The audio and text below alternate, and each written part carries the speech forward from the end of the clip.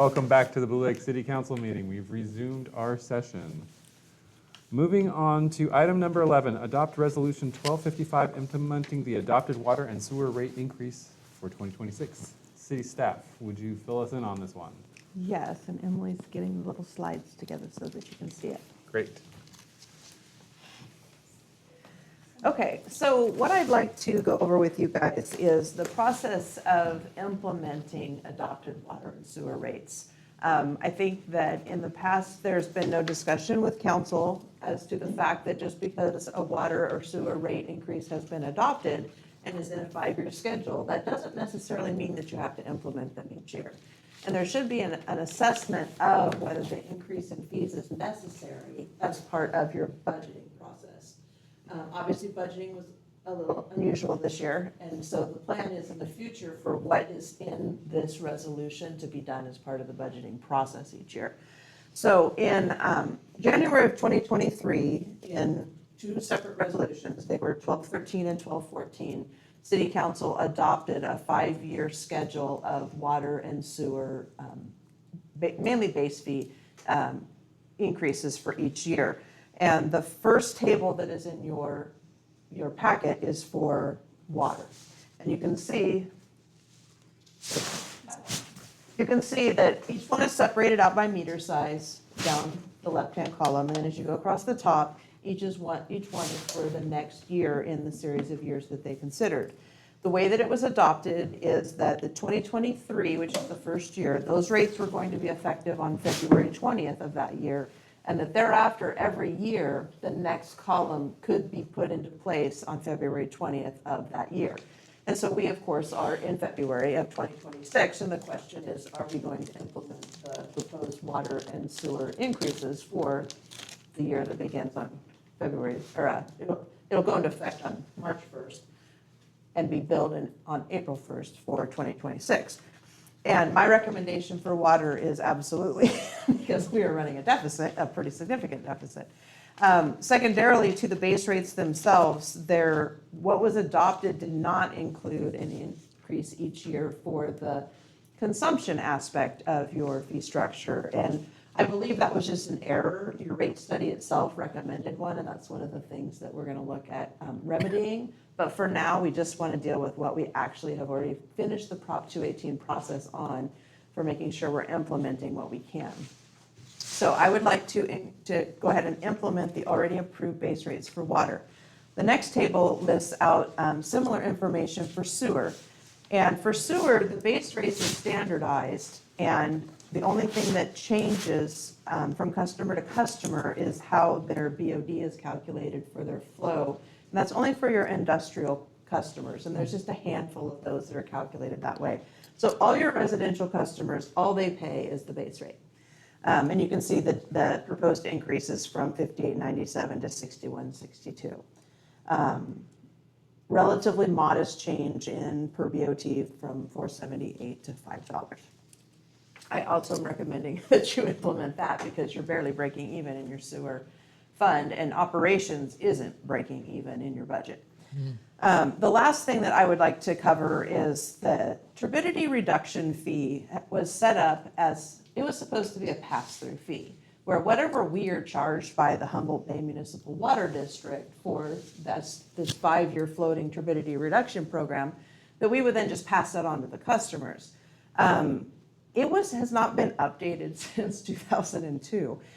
So of course, it's a pretty significant increase to be able to get us from what was adopted by several city managers ago to what needs to be adopted now to be able to just cover the expenses of what we're paying Humboldt Bay. So we currently are being charged $1,680.45 per month, which equates to a little over $20,000 a year. Our current rates only bring in $8,200. So we need to cover an additional $12,000 in the increase to the turbidity reduction fee. Because this is a pass-through fee, though, there's no need to do a Prop 218 process because it's already set up where whatever we get charged, we charge the customers. I did not make any calculations to try to deal with the fact that we're already 8 months into a 12-month period, and so we're going to be negative this fiscal year. I just went ahead and dealt with the fact that this fee should at least cover on a monthly basis what we're getting charged. That is something that if council wanted me to do calculations to increase it more than this, to try to recoup some of what we didn't collect for the previous months in this fiscal year, we could consider that. It's a pretty healthy increase from a percentage standpoint, but as far as, most customers can afford to pay $1.46 per month. This is just a single fee for, per meter, for a 5/8 inch meter, which is what almost all of our residential meters are, it's $1.46. And it goes up incrementally, and they're each in ratios to each other as far as how they go up for sizes. So the majority of what is in this resolution is making this increase in our turbidity reduction fees. The rest of it is just acknowledging the fact that we do need to implement the already approved water and sewer rate increases. And they have been implemented the last 3 years? They have, Okay. yes. On the dates that you mentioned, or around that Yeah. date?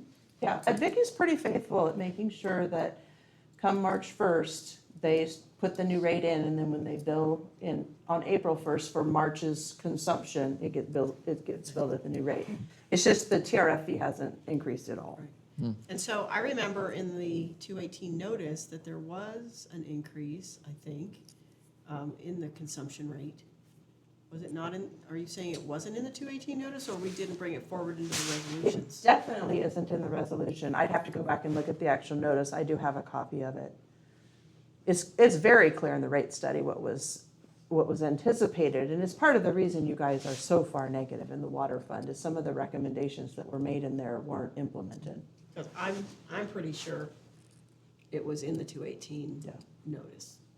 And I can go back and look if you would like for me to look and then bring forward a resolution next month based on the fact that it is in the 218 and it would have been part of the public hearing. It just didn't get picked up in the resolution. That's something we can clean up administratively. Yeah, I think that's And, there. and I know this is going to sound like a dumb question, but if we wanted to increase our rates further than they already are, we would have to do another 218, is that correct? Okay. Yeah.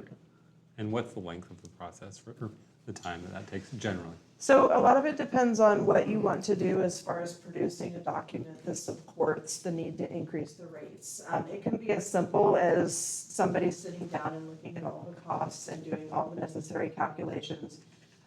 There's some pretty good publications that lay out exactly how that needs to be done for cost recovery. And then you present that information in a cost of service document, that's what it's called, as opposed to a full-blown rate study. And then you make recommendations to the changes that the rates would need to be to cover the cost of service. And so it's kind of almost like an addendum to your rate study, because it wouldn't go back and look at how are the rates structured and should we completely change how we charge things. It's more about, this is your rate structure, are you collecting enough to cover your costs? Whether we would want that done by a consultant or whether we'd want to do it ourselves will, of course, impact to some extent the timeline. I think if we did it ourselves, it could probably be done pretty quickly as long as it was the highest priority given to the city manager, as opposed to, some other things that come up. It's something I've done quite a few of at this point, and I think that the document it takes to be able to do that is not complicated. It has a lot of information, and it takes quite a bit of time to distill that down into something to present. Once that comes before council and you review it and you say, yes, we do want to move forward with this, and then we do the publishing, at that point, it's a pretty set timeline. And between when you start that and when you can actually have your first month that you bill at the new rates is about 120 days. Great. Additional questions for staff? I have never been told how many water meters we have in the city, and I would like to see a breakdown next time you put a chart together. Maybe if you could tell us how many of each size of these meters I exist. can do that, yeah. Do you want to know how many are billed or how many exist? Oh, Those are very not the same number. fascinating. What's the difference between billed and existing? So this city has a policy that a lot of water purveyors do not have, in that customers can call and put their account on vacation. And so they have a water meter, they're just not charged a base rate, and we don't go read the meter to see if there's any consumption. And so the number of meters that we're billing on any given month can vary quite a bit based on who's on vacation and who's not. Most water purveyors have the attitude that we have to run a water system and you have access to that water system at any given time because you're a customer and you have a meter. And whether you happen to be home using the water or not doesn't affect whether we have expenses we have to pay. And so they don't allow a vacation clause. If you have a meter, you're charged a base rate every single month, no matter what. Okay. So, are there, well, I think it would be interesting to look at that. To have both, yeah. I mean, Since I can we're, pick a month and just tell you yeah, what that and is. since we're operating in the red, we should probably have a look at that policy. Yeah. Yeah. Yeah, kind of makes sense. Good idea. Other Yeah, questions? it really Yes, is. they don't allow that. Yeah. That's against the law, apparently. Terry, do you have any questions? Kat, do you have any questions? When you say the base rate, what would that be for a residential meter? Like So- 5/8 or 3/4? It would be for 2026, it would be the 6162 plus the $46.20. Not even using it. So that's $100 if you have that meter. Mhm. just Because you have access to- access to the infrastructure that the city maintains. Is there any criteria for the vacation? Not as far status? as I can tell. People call, they say I'm going on vacation for 2 months, and we, I don't think, go out and walk the meter either. There's a number of things that need to be cleaned up in that regard. Great. Michelle, any questions? No. I'll go ahead. Did you have questions? Well, I know that there was some, yeah, I have one that's on vacation, so this is interested in looking at this. I'm part of the problem here, clearly. But I understand that some people would be coming in, it's like, okay, I'm here, and they're here for 2 months, and oh, I'm going on vacation for a month, and so it's on, off. And there is a fee, I understand, for having it turned back on. If they lock it out, yes. Yeah. I'm not Just sure if. that's. Okay, I thought there was supposed to be one like you're on vacation fee, and if you're back on fee. Is that what you've experienced? Because that's not exactly how it was explained to me. Okay. That's from some others. I've been on vacation and haven't come back yet. Okay. So Did you get charged to turn it off? I don't recall. I don't recall. But I know that there was another resident in town that kind of, there's that when it's sort of purposeful, it's like, I'm not using it, I won't be using it, I'm not coming back and forth, but it was the on and off and on and off. So, is there, would we want to consider at least if, the fee to turn it back on? Or have a base rate, but that isn't necessarily, like a base rate to me also is carrying some of the weight of any other staff or activity that's happening there. And there's not a lot of activity when it's on vacation, or it shouldn't be, Hopefully. right? Well, it depends on how you look at activity. I mean, we maintain a water and sewer system, and every line that it takes to get the water to that location has to be maintained, whether you're on vacation or not. And so what happens if you have a vacation clause is all the other customers have to pay a higher rate to cover the fact that you're not paying. Way to shame me. Sorry. Not you specifically, but Mr. Vacation. Okay. And that's just how the math works out.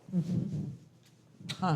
Well, and I guess, and again, I don't know what the policy looks like, but if you were gonna be gone for 6 months, it might make sense to just turn your water off. And some places have what they call a discontinuance fee. It has to be for a certain period of time. You have to have a good reason. And you pay a fee to do it. You don't just get to have no base rate. Right. It's just a discounted rate, basically. And they do go lock the meter off. Yeah. Yeah, so it seems like if we wanna offer that kind of a option to people, that we should have it structured so we're not losing money. Yeah. And you make it high enough that if they're only gone for 1 month, it's not worth it to them. Right, right, yeah. Yeah. Because it is inconvenient. It takes a lot of staff time to start and stop these accounts and do partial billings. And, I mean, it's very complicated. Mhm. Yeah, so it has to, it has to make it worth it for the city. And on the other end, it is if like you're developing a property and now you've got your water meters on, but you're still some time out. You're getting all your utilities lined up, or maybe you need it while you're pouring concrete or something, and then you're done for quite a period of time. And we can always sell bulk water for that and not set the meters. I mean, most places, once you set the meter, you pay the fee every month.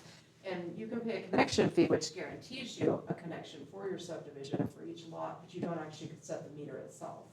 Or you just set one, like if you need water at the site for something. There's a lot of ways to go about structuring it. Ours is very liberal and generous to the customer. I think so. Yeah. I'd like to go ahead and open it up for public comment if there's no other questions. Public, do you wish to comment on this item? Julie Christie, go ahead.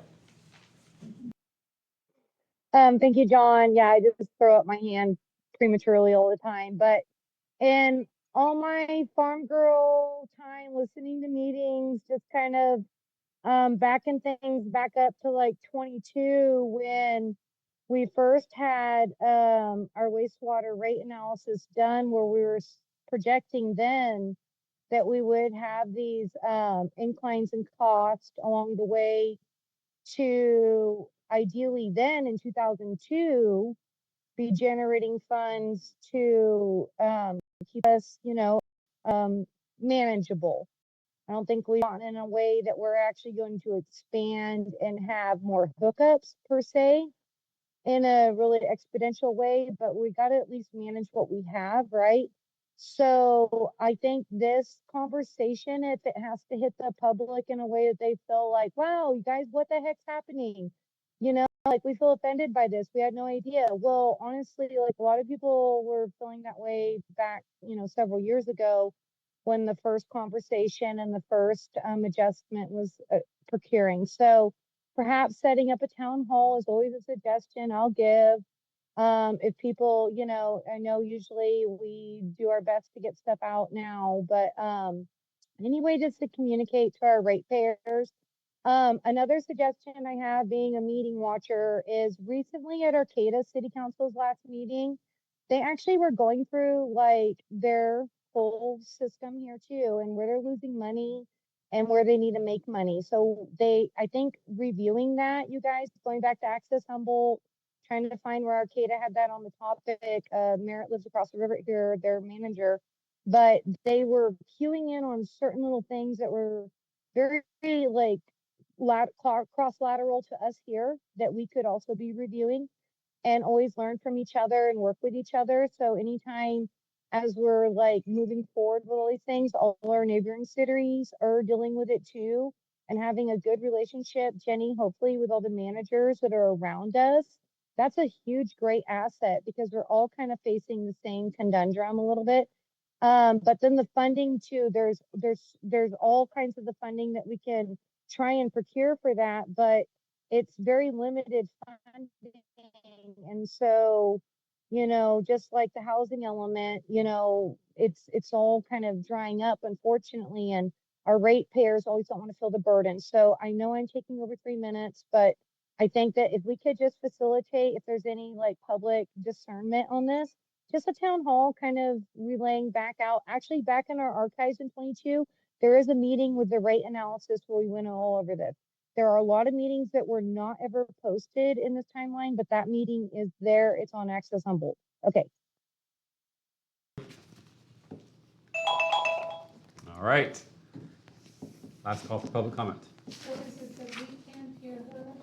Is it something wrong with our system? Or hers? I can't make out one word. I can hear her. Just so. There's some times when I have a hard time understanding some of the stuff. Yeah, I'm like, yeah. And I don't know if volume on the TV might impact that. I think it's I think sometimes it's the speakerphone on the other end or. Yeah, I heard you well earlier when you were on Zoom, so I think it might be the barn. It was hard for me to sometimes hear you. That's kind of garbled too, so. Really? Any other questions about or any other comments about this rate increase? Seeing none, we'll bring it back to council for potential motion. Well, I would like to make a motion that we authorize the city manager to increase the turbidity reduction fee to be an actual pass-through fee as proposed in this item. Motion was made by Scafani, Second. seconded by Bayless. Any further discussion? Seeing none, all those in favor say aye. Aye. This was from the- Oh, it's roll call. Oh, thank you so much. Yeah, you're welcome. Mayor Slawski, Right, Mayor Pro Tem Stefani, Yes. Councilmember Napier, Aye. Councilmember Lewis Lusso, Aye. and Councilmember Bayless. Aye. great. Did I fail on that motion?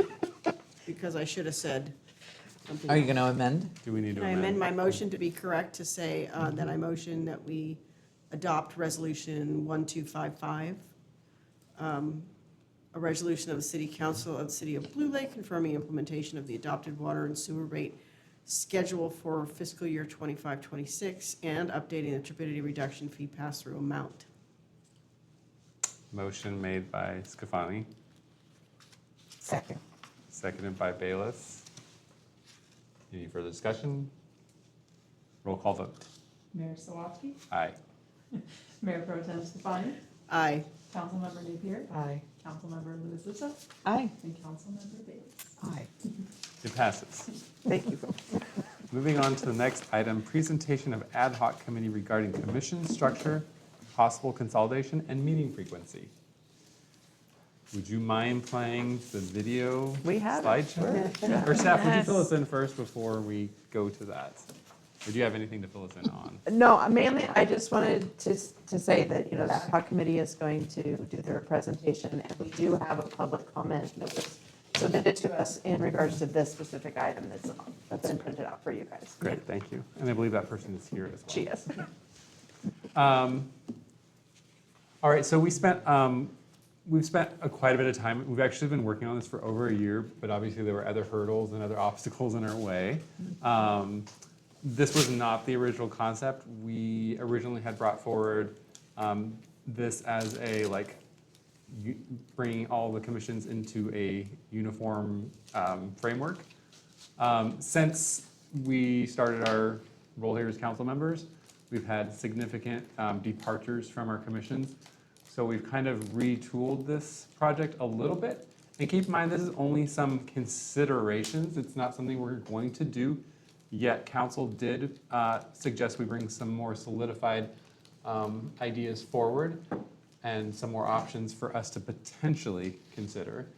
I believe we've given you both positive and negatives, and also we're waiting for feedback as well. So again, this is not a foregone conclusion, just having a conversation around a potential concept.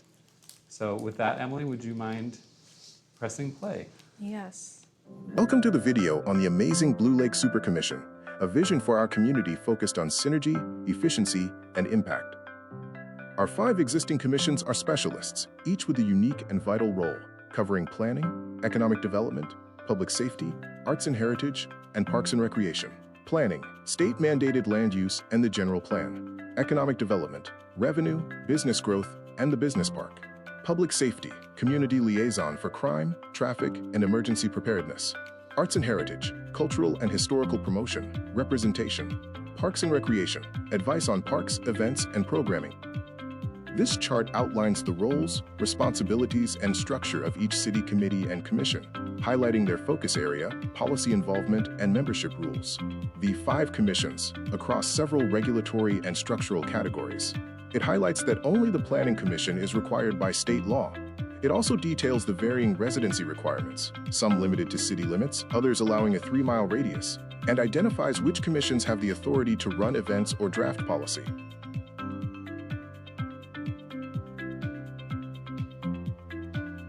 The old system weaknesses focus on operational failures, frequent meeting cancellations due to a lack of members, quorum crisis, duplicated efforts, silos, and a heavy administrative burden on city staff. The new system risks acknowledge potential downsides of consolidation, such as a loss of specialized depth, longer meeting agendas, and the concentration of power among fewer individuals.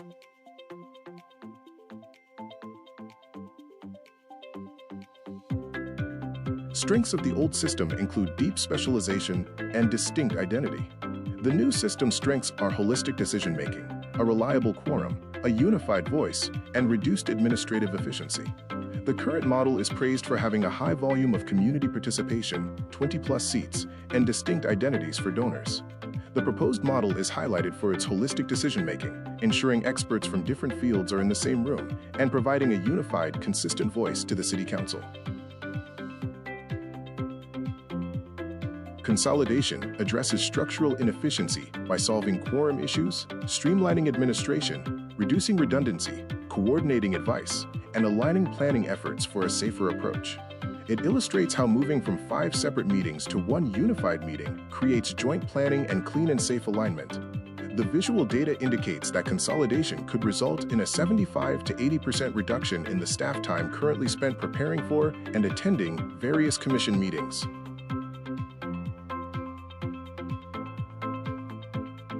One proposed revised structure for the Community Advisory Commission includes 7 voting members plus 2 alternates, focusing on economic vitality, arts, culture and heritage, parks, recreation and facilities, and a wildcard member.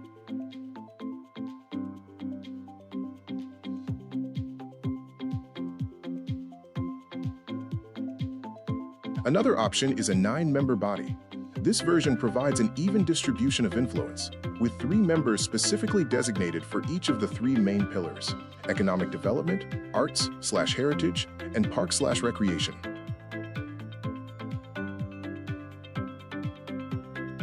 Should the city elect to maintain the existing commission structure, we recommend the adoption of a unified framework to standardize operations across all bodies. This approach includes targeted strategic recommendations designed to optimize performance and ensure consistency throughout the system.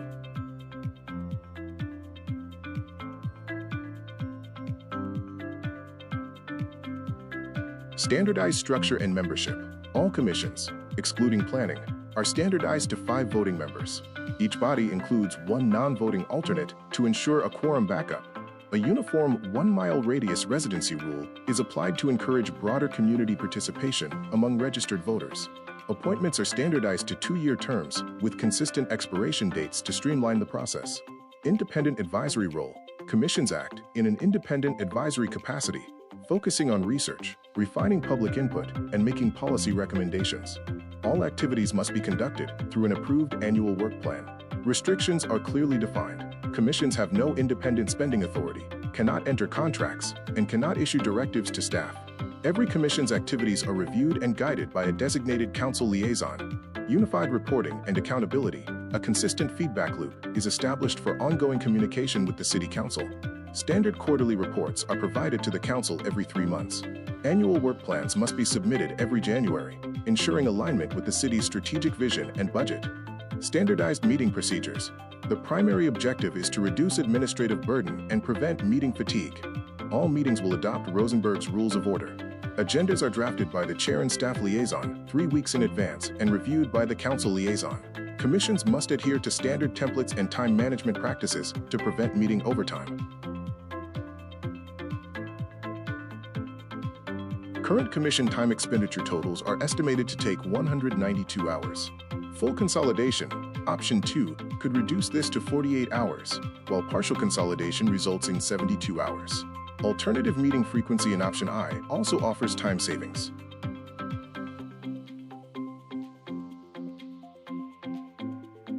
Ferndale, California operates a, quote, lean model with minimal advisory bodies, focusing staff time on the Planning Commission and Council, with no separate committees for arts, economic development, or public safety.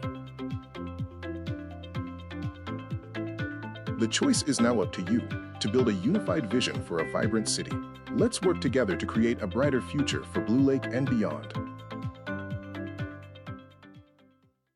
It was hokey, I know, but, you know, saved us a lot of back and forth and me having to go through slides, so there's a lot there. My favorite was the tree. The tree that didn't make it It to the didn't make slideshow. it, yeah, it's in the, It's in the, it's in the packet, but it's not in the slideshow. It got cut at the last minute. Yeah, so good. So, you know, again, we're not moving forward with anything. These are just some concepts. Get your opinion. I mean, we don't even need to move forward with any of this at this time. But I kind of wanted to see what the council thought. Well, I think that our current system has its foibles. And I don't know how to fix it. Can you be more specific? The foibles being, lack of a quorum often, lack of members for some commissions. The Arts and Heritage Commission was formed in the fall of '22, and it hasn't exactly flourished. We did make an actual council decision to change it from 7 members to 5 members, although that didn't get implemented in the municipal code. But the council action was taken and it should be implemented. Do you recall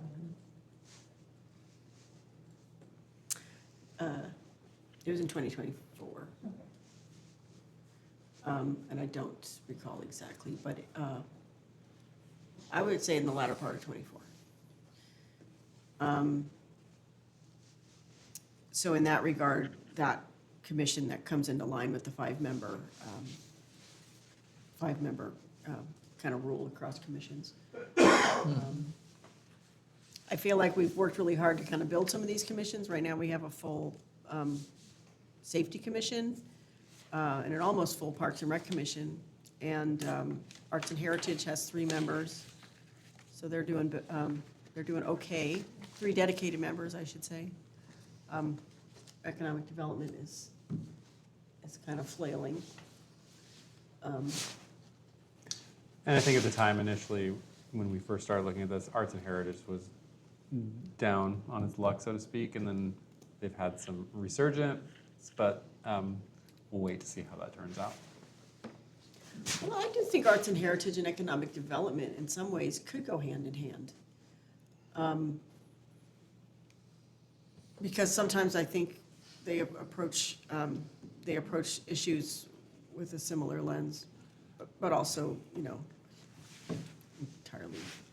entirely varied too. I think the reason why we chose those 3 together was because Parks and Rec does have the ability to do fundraising, so we thought it'd be great to include fundraising and economic development and Arts and Heritage, so they could incorporate fundraising into their model and be do projects that both were economic and art related on city property. So that was kind of my conceptualization of having those 3 be together, so that they could be one entity doing a lot for the city, and then they could all be in the same room communicating together. So just to be clear, it would be Sure. those 3 commissions plus public safety plus planning. Yes. So planning and public safety would be totally different entities. Yes, So we would okay. consolidate 3 of those that have some overlap in there. There is some crossover. I can see that. One of the thoughts that I had during the presentation, thank you for that, I could have just done without the background.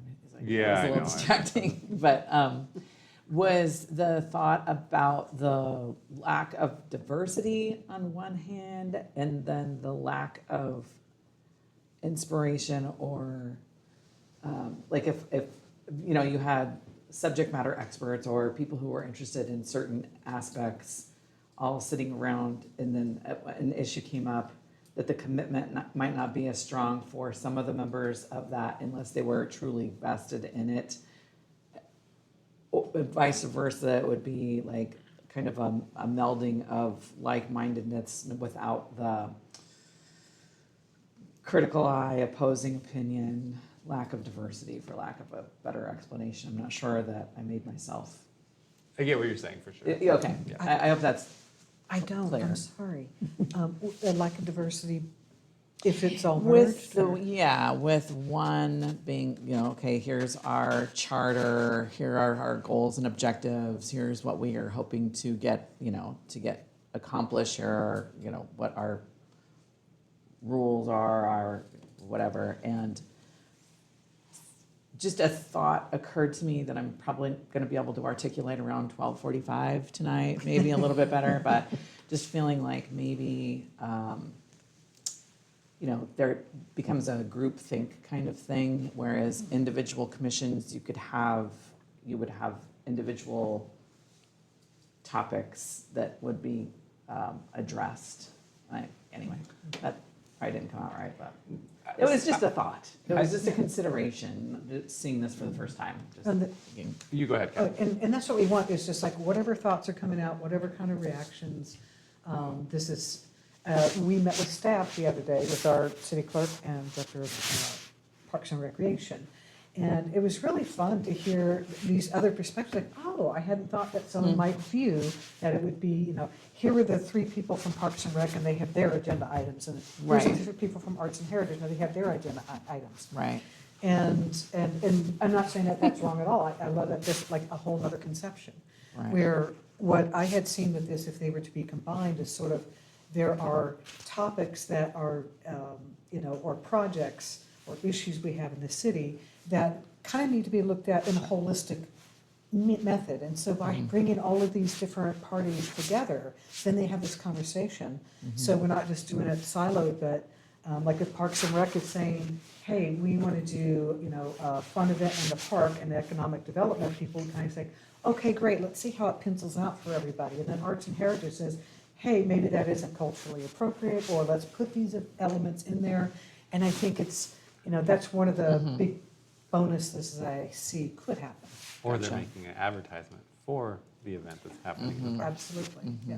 Yeah, So- I can see that. I would see more diversity in a combined group rather than less. That's my opinion, but Yeah, I guess my concern is that moving forward, that you have these entities already. And so establishing, if there was a consolidation of those entities, then that would be okay. But moving forward, now you're going to apply to be a commissioner on this commission. What is your passion? Is your passion Parks and Rec? Is it Arts and Heritage? Is it economic development? Or is it all 3, and is it just gonna be kind of generalized, and I don't know. Not that that's a bad thing, it's just gonna be a different thing, and I think that, it's gonna be definitely, I think that we do need to have some consideration for weighing in what the future is for the commissions and having a more collaborative approach moving forward, so we have better communication and we have collaborative efforts with big projects or small projects to have all of that consideration, so. It seems like, No, go ahead, Terry. Terry, go ahead. one of the difficulties in some of the meetings that I've attended is what is really the purpose, or what are their goals? Yes. That seems to be something they are reaching out, not every commission, obviously, but some. And it seemed when I attended quite a few of them last year, more were directed by city staff and what they were going to be talking about. So it seems to be, that we need to find a way to help the commissions know what their job, what their goal is, what are they striving to do, how are they helping? And I kind of would go back to that thing that in the city of Blue Lake, we do not really have common shared goals, anything that strategically says for this next year or 2 years, what is it that we are working on, we are most concerned about? That is hard for me, because that's how we always did it in education, was to choose those things that we were working on, all hands on deck, get it done. So if those goals, those priorities, those things that we're most concerned about in our city were articulated in a way that said, here they are, and here are the objectives we're trying to meet, there isn't a big, then the commissions also know, what are we working on? If one of them was public safety, for example, and we were saying, here are the areas of concern for public safety, the commission might say, how can we help the council and make some recommendations on that? If it, if it is about events or economic development, and you have a whole area on economic development, and what were those things that you really want to see happen in the city, then they have a really hard and fast thing that they can look at and move forward with. And if you're just trying to come up with ideas, then that might not meet the objective of what we're trying to accomplish in the city. Because sometimes when it's all over the place, you can't set all your energy on one and get it done. You're just kind of floundering. So that would be, my recommendation is to tighten up what are those objectives, and at the very least, clean up the language that goes along with the commissions and what are the clear goals. So Terry, are you saying you're more in favor of sticking with what we currently have, just uniformly setting? Yeah, I don't, that's something I just keep working over in my mind. There's a little bit of the, wondering if there are people out in the community that do have a passion and they want to express that by the commission that they serve on, but how effective, like I can see results coming out of our, some of the commissions, and so you get to see what they're working on, what they're doing, and then I think that's maybe harder. So I'm not necessarily, I don't know where I stand with this one. I just, Go ahead. That's really good feedback. Before I move too far, I wanted to go back and acknowledge what you had said about people following their passion, or how does that fit in. And I think that's one of those pieces where we already have a lot of forms that are old, maybe need some updating. And that's where I could see, revising the applications for applicants for commissions. Because like some people might be as interested in public safety as they are in economic development. It's like, oh, great, we're covering all of these. So that we're soliciting more than just, what do you think about the commissions? But inviting them to demonstrate or explain how they can share more. And on your piece, like here's kind of a for instance, when I see how it could work. We have Emily, who's put together a lot of work on the fee structure for Parks and Rec. And here's a scenario. I'm not saying that the public safety has to be in this, but there's also an element of public safety to that. And so having them say, oh, by the way, when you close off these streets, that has an effect on emergency response, that has an effect on response time, that has an effect on bottlenecks in traffic trying to exit, whatever it is, that perspective that they bring. And so that's something that we can oh yeah, that kind of ends up affecting our bottom line too, or that's another factor we hadn't considered. So again, it's just kind of going back to trying to get flow between commissions and goals. I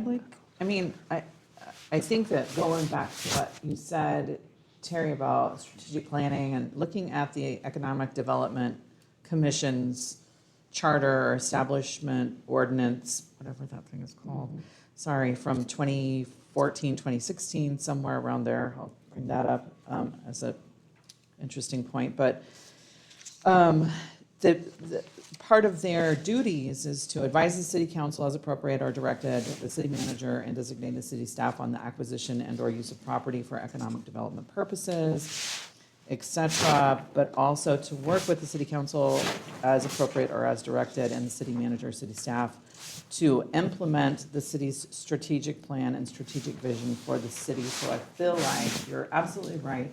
We need to be working on taking care of business from this end and working on a plan to provide some of that direction to our commissions. And I would like to see us moving forward with a little more collaborative relationship. I know that we do have liaisons. It just doesn't seem like, it seems like they're a different entity. I'm not able to participate in those commission meetings, but I feel like I'm not really grasping the breadth of what they're probably doing. And so, anyway. So during this discussion, I've had this idea about the liaison's role. And when I first became a commissioner, I was kind of, not a commissioner, a council member. I was told like kind of an old school version of what the liaison does. The liaison shows up to a meeting, sits in the audience and doesn't say anything. And doesn't really participate in the conversation and doesn't guide or lead the commission in any way. But maybe makes a report at some point to the commission about what's going on with the council. And I found that when I would watch videos of other commissions where I was not the liaison, that's not exactly what happened. That the liaison was more involved in the conversation and at times sort of led some of the conversation. And so I'm sitting here thinking, well, what if instead of having a liaison and an alternate liaison, we had 2 liaisons to every commission? And both of those liaisons would come to the meetings and they would interact with the commission. And because the idea that we've talked about in the past where we say, oh, each commission should come to, or each commission should send somebody to the council meetings. Or maybe once a quarter, each commission chair comes to the council meeting and we have some sort of a guiding, agenda item where we discuss what the commission's doing and make a plan and this. I mean, there's been a lot of discussion about how different things could work and bringing commissions to the council. But what if the council goes to the commission? What if instead of having one liaison that sits in the audience and doesn't say anything, we go to both liaisons go, and then both of those liaisons are essentially an ad hoc subcommittee, whatever you want to call them. They can talk to each other. They can say, hey, what do you think about bringing the commission in on this or that? Or what's the priority this month? What do we want to bring to them? What sort of collaboration do we want to ask for? Things like that. Because I think that, being the one person in the room who's not really supposed to talk doesn't really help.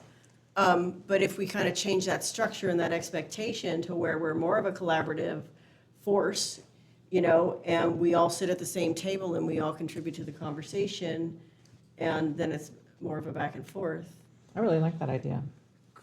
So and this isn't directed at you. I want to make sure that I'm clear in what we're bringing forward tonight, and it's like whether or not we want to continue looking into any kind of modification. We'll look, if we decide we're gonna move forward, we're gonna get more granular at another meeting where we'll kind of get into like all the nitty gritty on specifications on how this would be set up. Just wanted to put that out there. Like, so don't worry about like, oh, are we meeting every Wednesday or just once a month or twice a month? We're gonna figure that out at a later time. These are just some like concepts of modifications that we want to know through. I'm sorry, John. No, you go ahead. Would there be a point where we might bring all the commissions, everybody together with the council and sit and have a conversation about this as well with them? What's their input? As all the members of the commissions, what are their input? I do think about the staff time when you look at how much turnover, and that's not just recent. When you look at past minutes for meetings, it's also been an issue that there is turnover in the commissions, and so that does take a lot of staff time when you look at them having to post them, make sure they're following all the things that they want. It's a lot of work, so we have to make sure there's an alignment between everything the staff has to put forth and what's happening with the commission. So those are all important conversations to have. If it's okay, I'd like to open up to the public unless there's anything new that we want to bring forward. Public comment?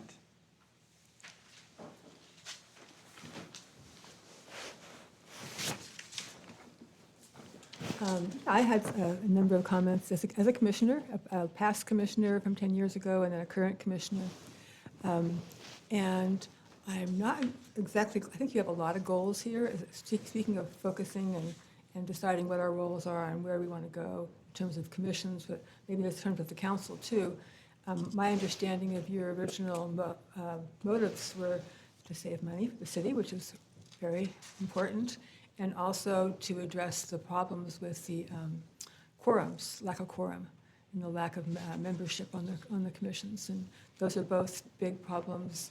The biggest problem probably with the planning commission, which I think you're not discussing because that's not on the table. We will have a planning commission, the state requires it. I'm thinking that there are a lot of existing structures in place that would address a lot of the things you've brought up. For instance, in terms of the goals, as you saw, each ordinance tells the commission what their role is, what their purview is. They are commissions of the council, city council, so you have the ability to direct issues, things to those commissions, and that's really one of their key roles, I think, is to be able to help you do a better job and be more efficient, and to bring in the citizens with expertise to work on a certain problem. So for instance, with the dog ordinance, the dangerous animal ordinance that came up several years ago, it came up before the council, you probably remember, Elise, and there was some discussion about changes to the ordinance. So I don't know that it was done in as well as it could be, but it was said that we can bring this to the Public Safety Commission. The commission can discuss it, they can take public input, the liaison would be there to let the commission know what their concerns were and what they needed to do.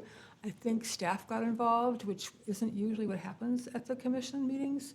The commissions don't require any staff presence, as far as I know. The only staff presence, so to speak, is the liaison. So there's that information and that conduit and guidance for the commissions from the council. But it's the ability for the commission to have some kind of an issue addressed, like with the water rates maybe increased. Maybe you think the public needs to be more aware of this. I don't know if the Economic Development Commission could deal with something like that and just talk about it and just come up with some recommendations if there are people with expertise on financing, on businesses, on the effects, anyway. So the commissions are really the ability for the city council to get some work done without having to do it all yourself. And also to bring in citizens, because we have a lot of really talented, knowledgeable people in this community. And that's a good place for them to do that. That's all I'll say right now. Thank you. Can I ask you a question? Yes, I don't know if you can, it's up to you. What do you think is a barrier to, or a solution to, getting some of our really talented people to jump on a commission? I think the things you've been talking about in terms of clarifying the commission's purpose and having a work plan, I don't think there's consistency on the commissions as to the direction, and there could be. The ordinance is provided. I think as a new commissioner, I didn't know about the ordinance. I did know about the ordinance, but I didn't refer to it. Once I read it, I was like, oh, okay, this is how the agenda is supposed to go. This is what we're supposed to be talking about. This is awesome. But I don't know that happens. Anyway, so I'm sorry, the question was? How to attract more of our folks to serve on the commissions? Perhaps existing commissioners can be asked to do some personal outreach into the community, because they should be people with expertise and perhaps would know others. And as people in the community see the commissions being effective, then people will be more likely to want to be part of that process, I think. So maybe some work on the commissions and getting things a little bit more tuned up and working better could be helpful. I don't know. Thank you. Any further public comments? I think, I agree with Harry Bayless, that there's no goals and objectives for the commission. You guys need to decide what you need them to do. And they will run by the staff for however long. I watched them be run by the staff up until you guys took office, and then a lot of people left. So it needs to be your goals and objectives and what you need them to look at.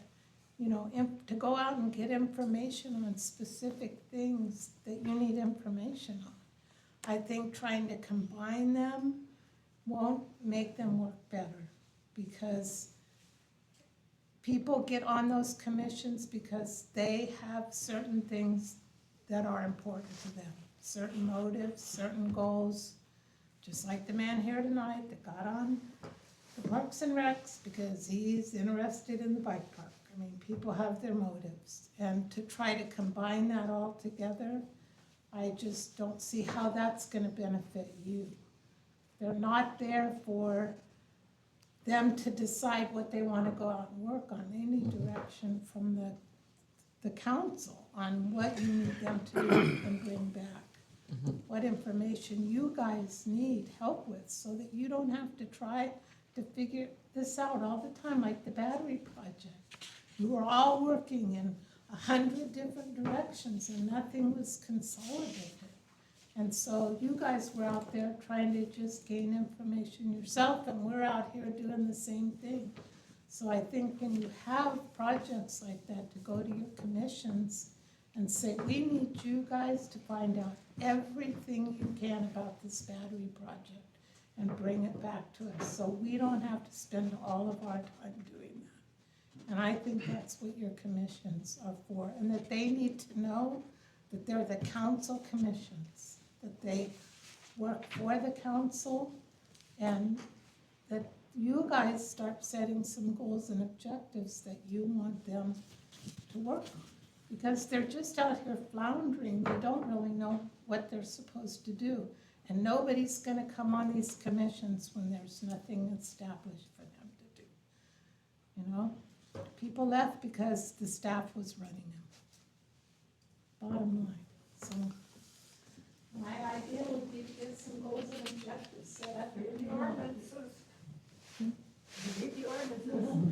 Thank you. Julie, go ahead. I hope my service is better. Can you guys hear me a little better now? Maybe? Okay, so like Lynn said earlier with service, like US Cellular went to T-Mobile and my service has sucked. But getting back to the conversation, thank you, Lynn. Thank you, Rebecca. I'm gonna put my 2 cents in as well. I think that we are in a point in time that streamlining a little bit to conserve resources is valid. I want to point out, like I always do in this like prior timeline, that in the past, recruitment for commissions was extremely tough. We had Planning Commission, Arts and Heritage Commission completely out for almost a year's time period, and 22, 23, verging into 24, because we couldn't fill them. So I know we lost some commissioners in our new administration, I'll call it. But honestly, it's because they knew their private interests no longer were going to be able to prolificate. And I'm being honest, I'm always blunt with you guys. So my thoughts and theories for the commissions is this: the Arts and Heritage was basically a pilot program. It sailed, it almost failed, but let's not let it die. We can incorporate those ideas into economic and Parks and Rec. That's going to help consolidate. We already helped consolidate with moving planning in emergency situations to the council. However, planning and public safety should have a meeting every month. If we need to do bi-monthly meetings for Parks and Rec and economic development that can absorb Arts and Heritage, great. Otherwise, we could even be on schedules of special meetings. I don't think we're going to have trouble filling the commission so much, but maybe if we can consolidate the meeting schedules, and no offense on the pilot program, but consolidate it just immediately. I mean, we've been saying that from the beginning, and I think that's step one. Absorb Arts and Heritage into economic and Parks and Rec, step one. That will help fill those commissions. We're set to go. Planning and safety are a priority. We need to have those monthly if those commissions are filled. And now I think you're going to get more applicants, to be honest. I think it's good to have diverse applicants. They're always held to recusing themselves with any interest issues. We know that, okay? So there's no conflict of interest. So don't ever judge somebody because of that. Somebody that can come in there and actually within under dialogue discuss something that then can come consolidated. Thank you, Julie. So yeah, that's my suggestion. Thank you. Last call, public comment. Justin, go ahead.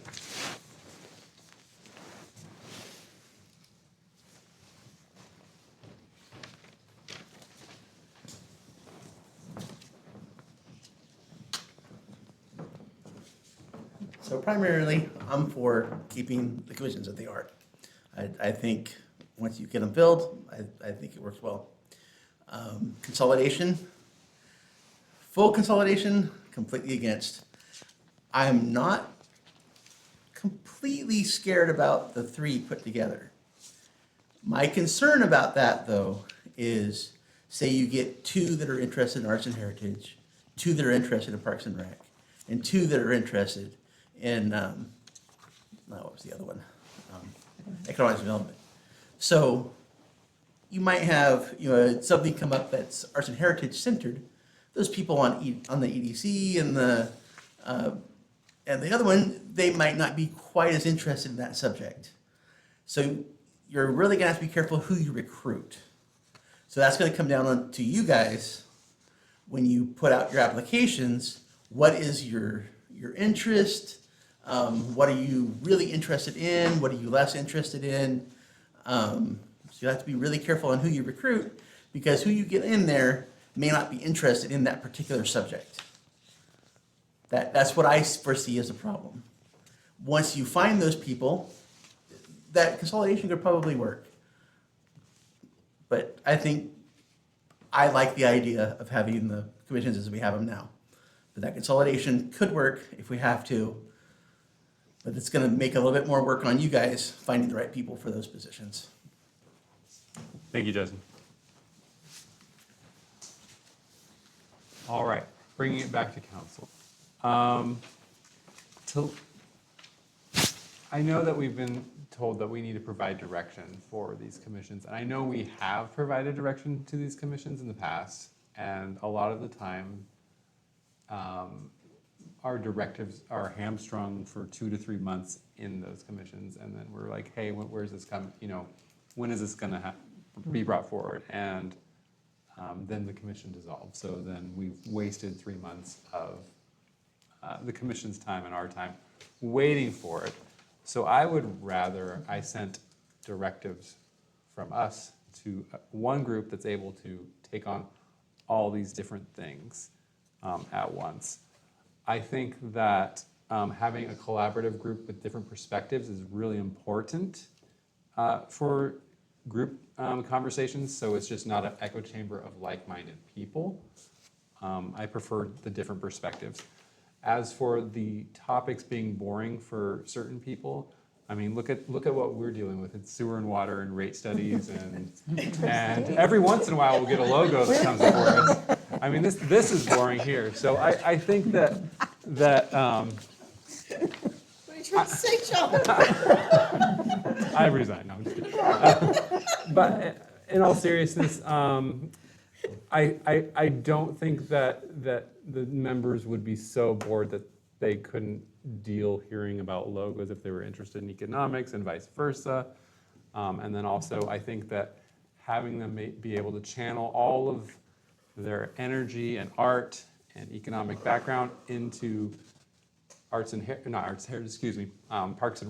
and then being able to apply that directly to city structures and have events would just be very invigorating, not to have to wait for it to bounce back to the council and then send to the other commission, and then back to the council and then to the other commission. So I think it'll just really optimize and streamline movement throughout, or projects throughout the city. That's just my opinion. So I'm gonna let you guys give the ad hoc a directive or tell us how you want to proceed. I'm interested in staff capacity, impacts to staff, rewriting ordinances, attending meetings, frequency of meetings. I know that all those things are probably going to be needing to be established, as well as clear chain of command reporting out, city manager involvement, and what that's going to look like. But I also feel like we need some feedback from the current commissioners. We've reached out to some of them, not all of them. Okay. And it's been mixed. We could certainly more formalize reaching out to all the current commissioners, just by quick email or thoughts and feedback. Because I think, I mean, there's been a lot of change over the last year, and that's probably contributed to some of that absences of commissioners, but it could be a good time to have a new day and move forward with a new idea. But I really feel like the people who are most vested currently should have a little more opinion brought in, weigh in. Yes, Oh, well, go ahead. go ahead. You were asking about like impacts on staff, and we did meet with staff, and kind of looking at bottom line, I put some figures together.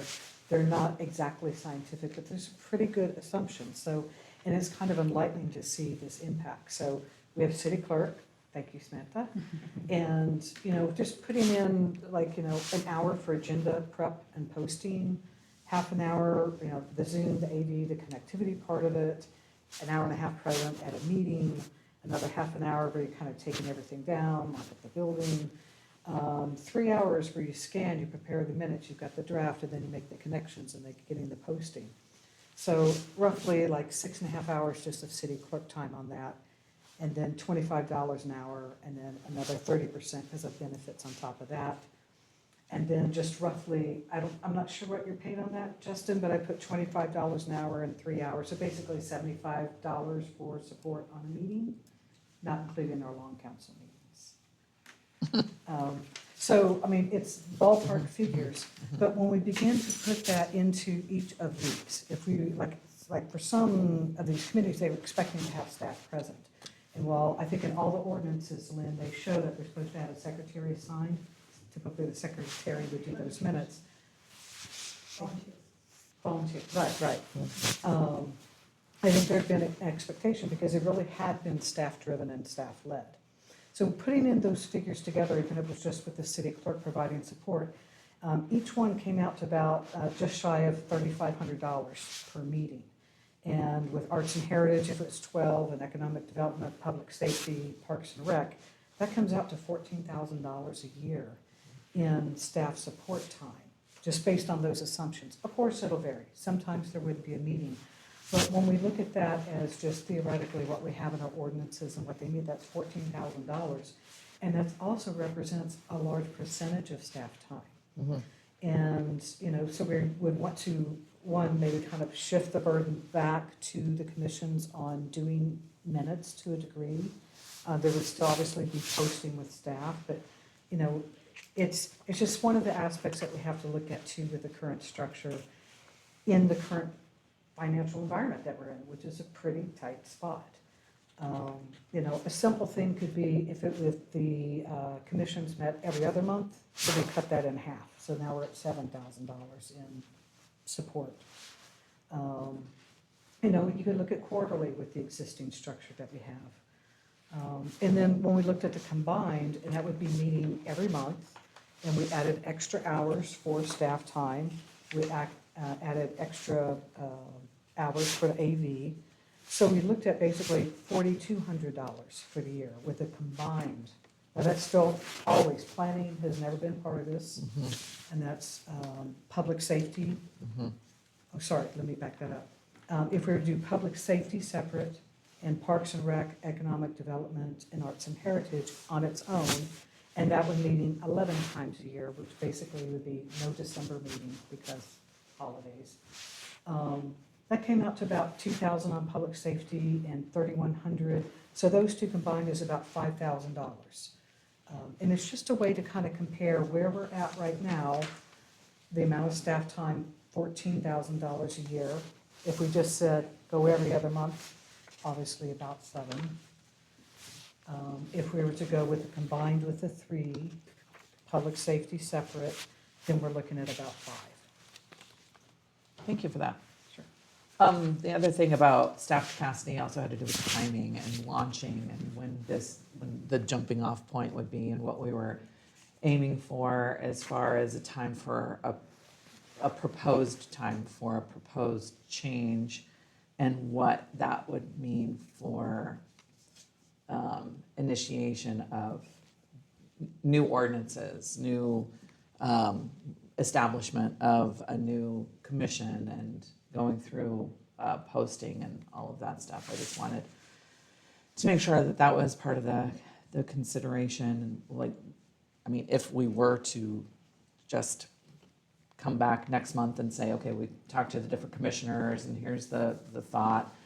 After that, moving forward, when would you anticipate maybe beginning this new commission model? Oh, that would be something to run through Ryan to see how that rolls out. I mean, we're just still trying to get that conversation to feel interest, to find other landmines that are out there, things that we just, between, our discussion with staff, discussion with some commissioners, watching through, AI, there's always something else that you're trying to find, and that's what we're trying to do tonight.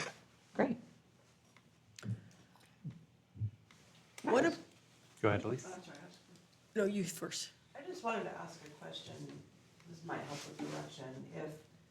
Is there any version of this where we're just gonna leave everything exactly as is, or does all of the option include at least restructuring our ordinances so that there's consistency across all as far as how they're laid out, and then all that varies amongst them are the duties and the areas of their expertise? Because I think maybe the answer to your question kind of hinges on that.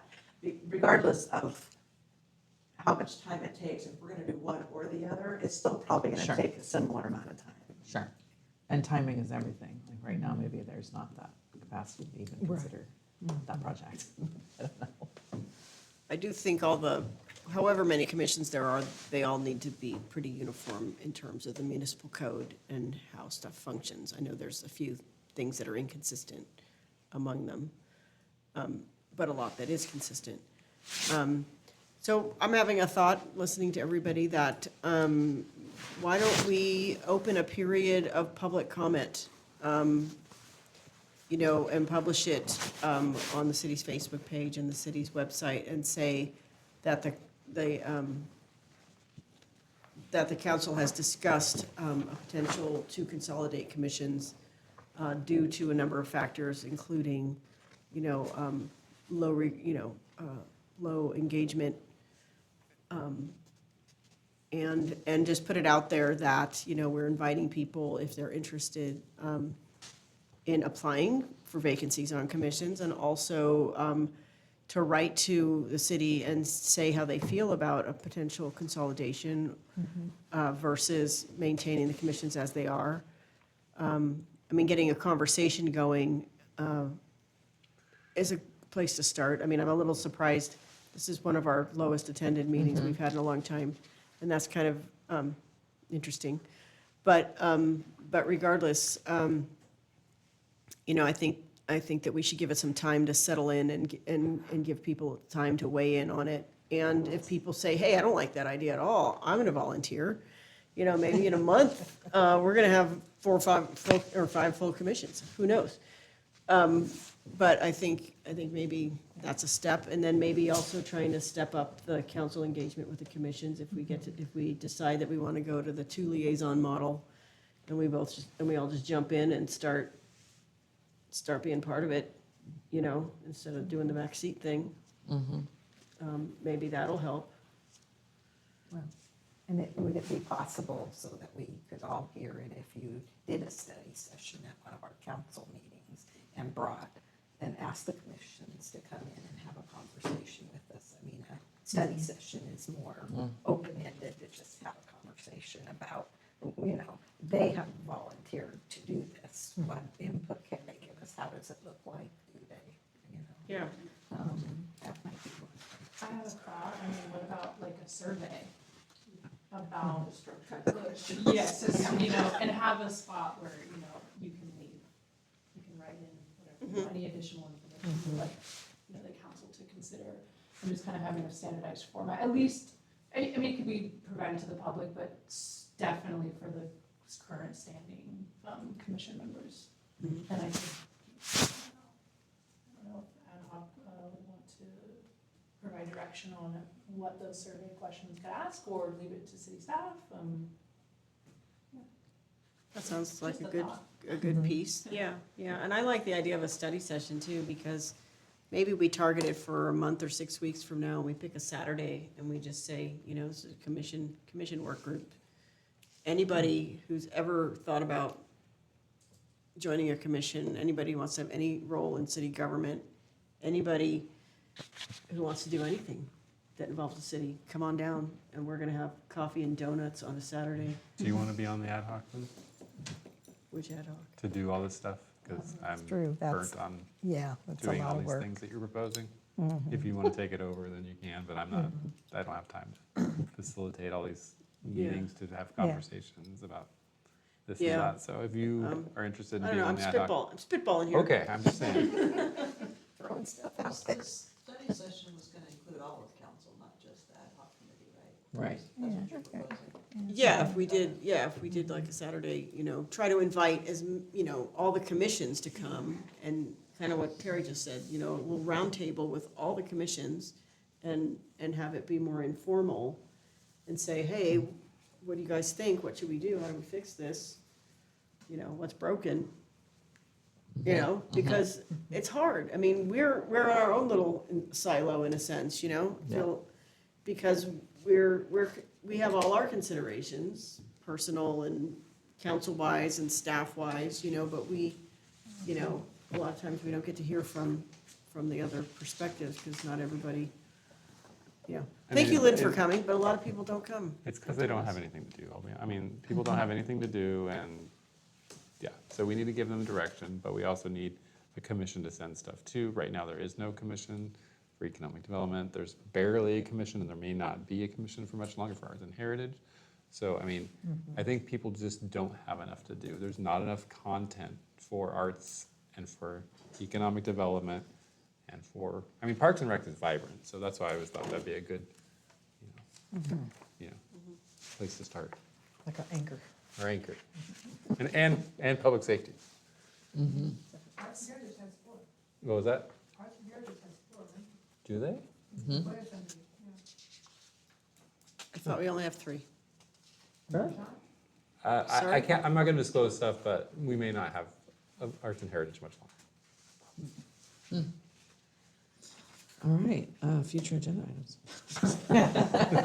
Right. So Terry, did you have any more direction before we move out beyond this? I mean, I think we were just kind of throwing things out there, certainly. So what we'll do, Kat and I will we'll review this video, we'll kind of come forward with a moving forward potential plan, and you guys will say which direction you want us to take. So, and just to confirm tonight, go ahead, Kat. Oh, no, go ahead. We are not picking any of these presented ideas tonight, correct? We will be bringing forward public outreach for our next phase. Yeah, and I think there's just been a segment in the community that is just hell-bent on putting a negative spin on things. And having a consolidated commission, the idea is clear the state of our budget, but also that you can have as many commissions as you want, but if you don't fill the seats, that commission just doesn't exist. So, you know, this is about trying to have at least a base level of public participation and getting that collaboration again between having the public have a place to go and express these ideas where it's not just at the council meeting, but they can delve deeper into a particular topic that is a passion for them. So I see it as a positive. It doesn't, you know, I'm not trying to sell you on the idea, but I'm just trying to explain where we're coming from with this is as it's currently structured, it's failing, it has been failing. Sometimes they work, sometimes they don't. Some commissions, you know, hang in there better than others. And we're just trying to find a way for consistency and input from the public. And certainly, yeah, you're right, having that expertise available to the council too. I don't want to have to do all the deep diving. I don't want, I mean, I've been on a lot of ad hocs. I'd kind of like to have my life back. And I love the perspective that I get from other people. So that's my 2 cents. Yeah, thank you for your work. All righty, moving on. Can we go forward with the double liaison plan? Well, I was thinking about putting that on, or requesting at a future agenda item. We'll look. I'm just wondering if, it doesn't maybe require an agenda item if we want to give it a spin. I think you're going to run into Brown Act violation potential there, so I don't think it's the It best. seems to me like your ordinance is set up with one liaison, right? Yes. So you have to change the ordinance to send two. I can bring it forward, I'll bring it forward as a potential option. But Yeah. potential option. Well, I thought it didn't really break any rules. It doesn't, it's not a Brown Act violation and doesn't really break a rule if two people show up. No? You need to follow your policy. Yeah. And if you don't want to follow the policy, we need to change the policy. Right. Okay. And this is just a report, I mean, that kind of falls into taking action, so. Exactly. So now we had item number 6, I believe it was. Is that where you moved it? Are we, Quick and dirty way to get some feedback, each meeting you go to, liaisons, just maybe next meeting, bring it up, talk to your, bring your report release on Monday, bring it up, talk to the commissioners. about a little bit of feedback. Okay. If we can get that added to their agendas so that we can. Yeah, they haven't gone out yet. We haven't posted them. Soon. This week. Get it in. All right. So we had item number 6A, B, and C, I think. The consent agenda, is that what's next?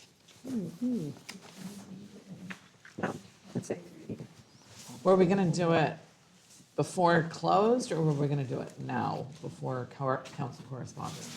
I think the motion was to do it before close. Yeah. All right, council correspondence. There are no additional. Correspondence and we're not in your packet. Great. Reports of council and staff. Ad hoc committee reports, we kind of just did ours. Are there any other outstanding ad hoc committees? We have our transparency. I saw you made a nice post on Facebook. I did make a nice post on Very Facebook. nice. I liked it. That's, and I remember, yeah. Anything else? No other ad hocs? Okay, moving on to commission updates. Do you have any commission updates? Do you have any update? Lynn? Okay, great. All right, go ahead, Kat. My bad. Okay, These include our JPAs. Yes. yeah, I think so. I didn't attend HWMA, I went. but, because I was on an airplane. What you got? I went to HMMA and it was good. Great. 8 o'clock, that's all. Can you be a little more specific? I can. Yeah, the big topic was whether or not to potentially move forward with a proposal studying the organics processing. And so that was an interesting conversation, and that is going to come. And that organics, so HMMA is looking at kind of a long-range proposal for building a facility to process organics, and that's the food waste and the green waste, and that's kind of exciting. Because currently, it's all getting trucked out of state. Yeah. So anyway, that was a stimulating conversation. Do they mention wood chips by chance? We have a pile of wood chips, you might be interested in. Yep, that's organic. Yep. Anyway, Cite it so, right there. so yeah. I attended HCOG, and good news is HCD approved our arena allocation designations that we submitted. It sounds like Eureka is contesting it, however, so we'll have to wait for that process to take place. I'm not sure what the timeline is on that. We also designated bus stop areas, but the funny part about designating the bus stop areas was it actually affects the future planning for those areas throughout the county and throughout certain cities. Eureka and Arcata very much wanted to move forward against staff recommendations, and in the end, they actually made a motion to affect the county as well. I wasn't comfortable with that, so I voted no on it because I thought it was not appropriate necessarily for them to also include the county in their directive to staff. So we'll see how that goes. I don't think it'll be any major kerfuffle, but just wanted to let you guys know. Interesting. Redwood Economic Development, REDEC was canceled because they didn't have that on their agenda. Wow. Didn't have enough to talk about. All righty. City manager report. I just had a couple things. I received this afternoon from NOAA, the Riverwatch information, and they are in the critical stages for the Mad River, and it looks like, I think it might be a slide that I gave to Emily. I'm not sure if you picked that up. It was the last minute. It's right here. But you can see on, yeah, go to the next one. On the left, see how far up into the yellow band the Mad River is already, and it was at 3 o'clock this afternoon. They're expecting it to rise higher before it goes back down. But by Wednesday afternoon, it's supposed to be back down out of the flood watch stage. So city staff is ready. You know, I drove around today and looked at all the places I thought might become problematic, and they looked like they were doing okay.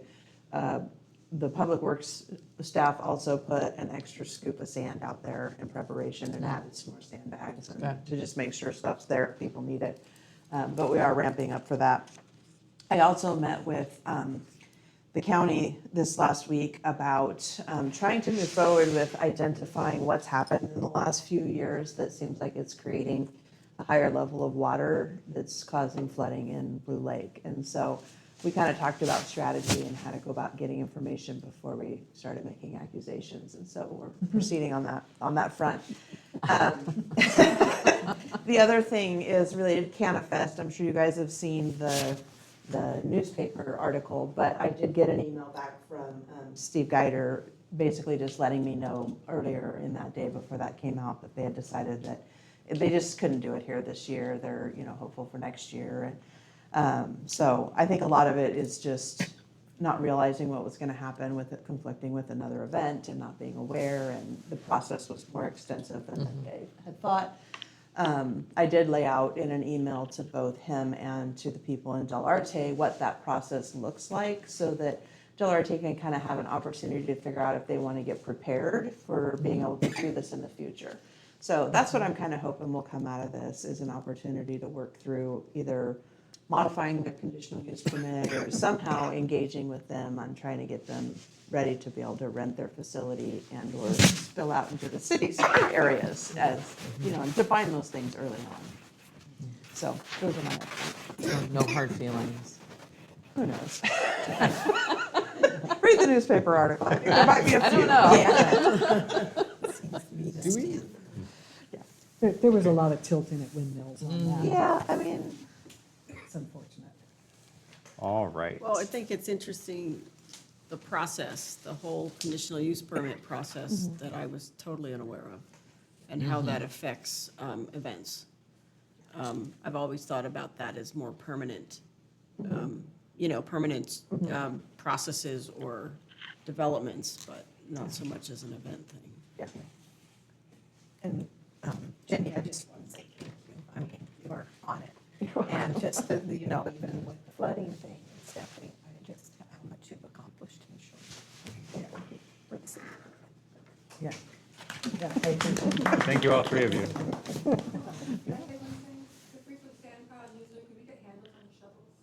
Oh. I think they did that on purpose, so that when you're scooping, like if you're bending down trying to scoop it into a bag that you don't have this big long handle to deal with, I'll ask them. Because I comment on this damn big 3 shovels with no handles out there. My husband goes, it's probably so they won't steal them. Well, I can ask. All right. You know, It's a staged procedure. Yeah. Julie, did Yeah. you have a comment really quick on the city manager report? Yeah, I do, John, because we kind of were skipped on the last few items.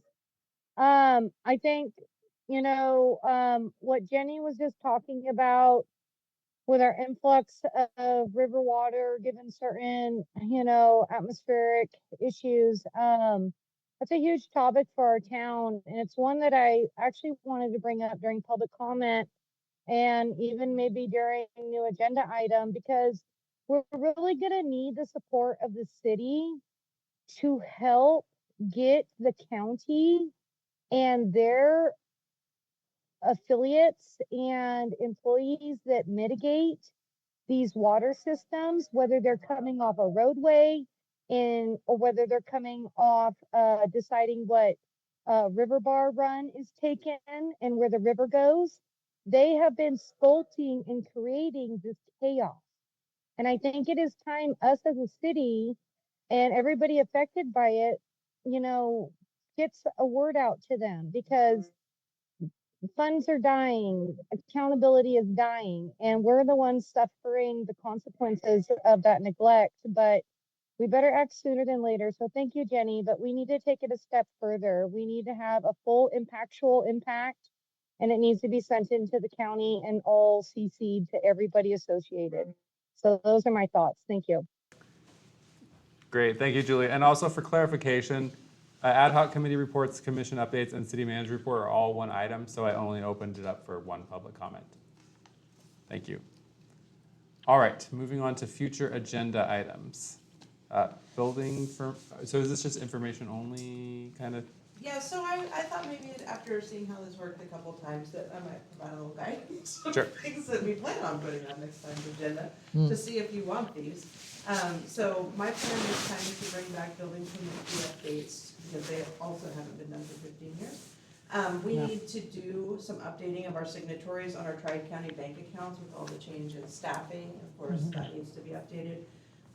There's a section in the Blue Lake Municipal Code, is chapter 13.12, regulating cross connections, that we need to make some updates to finalize our cross connection policy and make sure that it's clear what part is in ordinance and what part is a part of a policy that's going to be updated on a regular basis by a resolution. There's a few other items I've added to my list since, as we've gone, bringing back parks and recreation fees, obviously. We have found in one of our ordinances in chapter 13.08 that there's this weird little thing in the water and sewer code that says something about the city clerk overseeing the water and sewer billing. So we're gonna change that and make that a finance department sort of a thing. Some of this is just cleanup. The one that maybe is most important is we had a JPA on for REDAC last meeting, and we didn't do anything about it because we couldn't get a response from the attorney. I still don't have a response from the attorney, which is why it's not on tonight's. The deadline that they had given us for wanting to get those back was March 23rd, and your next meeting is not till the 24th. So we can let them know that we're gonna be one day late. Part of the reason that we didn't do it the first time is because their board, what was his title? I can't remember now. He was staff, but he had a highfalutin title. He maybe is the executive director. He wasn't available to come and talk to you, and he wanted to, and so it worked well to postpone it, but then now we still didn't have stuff from the attorney today. So my question to you is, do you want to try to set up a special meeting for this item? Or do we want to just let them know that it will be, March 25th before we get it to them? And then we want to bring back, after talking amongst ourselves, the idea of closing the office to the public on Fridays, to be able to take care of very specific staff work that is cash related. And then I also had found in my notes that there was some desire to bring to you guys the concept of doing 2 meetings per month, and maybe make some suggestions as to how we could structure that to maybe, like one main meeting and then the second meeting was one for special things or closed session, or so that we don't just have 2 really big meetings every month. So those are kind of some of the things you might want to pick and choose from that you want on the next agenda. And of course, if we have other things that come up, we'll add them. Sounds good. I think, how do you guys feel about the 2 meetings a month thing? I mean, I know we can already do it. People were just calling us out about we can have discussion around this right now, correct? We can talk about them in regards to how we want to do agendizing Great. next time. Do you guys feel 2 meetings a month is something we want to have on there? It's small, shouldn't take too long. Yeah, let's talk about it. Anything else?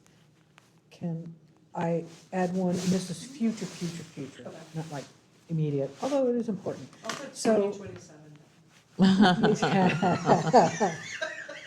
Using that very crisp engineer mind of yours, the way that you put together that packet, like, okay, here is our method of approach for the bike park to kind of unwind and evaluate.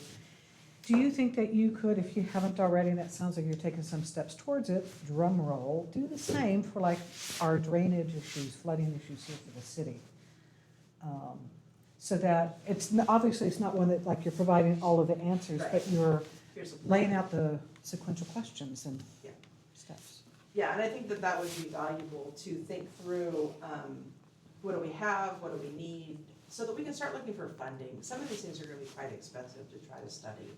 We just don't have enough data for everything, but identifying the missing pieces will help, almost like a corrective action plan for that. Yeah, it feels like previously you've just been caught in a whirlpool, this eddy of uncertainty that clearly there are a lot of people, like some residents who are being impacted and some greatly so, and yet we haven't been able to kind of move forward beyond sandbags and sand. So, And Thank try to you. figure out which of them are connected.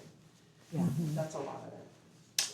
And Okay. on that topic, I was told that there's no funding for the Powers Creek restoration for 2026. So there's 2 grant applications, one of them that was from Fish and Wildlife, they have heard no on. The one that's from Prop 4, they do not yet have an answer on. Any other future agenda items? Yes, I would like to discuss strategic planning, and if that means just a simple discussion on what our options are for consultation, direction, whiteboarding it, sticky noting it, having some kind of work session around that. And also developing an ad hoc that I would like Terry to be on with me to restructure the city council manual that we addressed last year. Haven't done that yet. I think I still have that on the I don't know if I need to have it as an agenda item, but Yeah, just maybe. looking forward to that. Yeah, You guys have to set an ad hoc committee at a meeting. Right, Okay. we So can't I'll do put that. it on. Perfect. Okay. that Thank way. you, thank you. appreciate it. Can I ask Michelle what your concept of timeline is for strategic planning? I would like to be looking at development and approval of a strategic plan by the beginning of the next fiscal year, right, in July, maybe July. Okay, we don't have any funding set aside. Yeah, anywhere in the okay, budget, great. so that's Just some ideas. I'm just curious whether you're We thinking. can come together with some, Okay. like, 1-year plan, and then we'll move forward with 5-year after that. I'll just bring you my to-do list to start with. and Okay. we'll decide what's important. Yeah, that's an idea. Pretty short meeting. Anything else, last call? All right, moving on. Closed session. No, Nope. consent. Oops, We got a sorry, consent You agenda. guys did it again.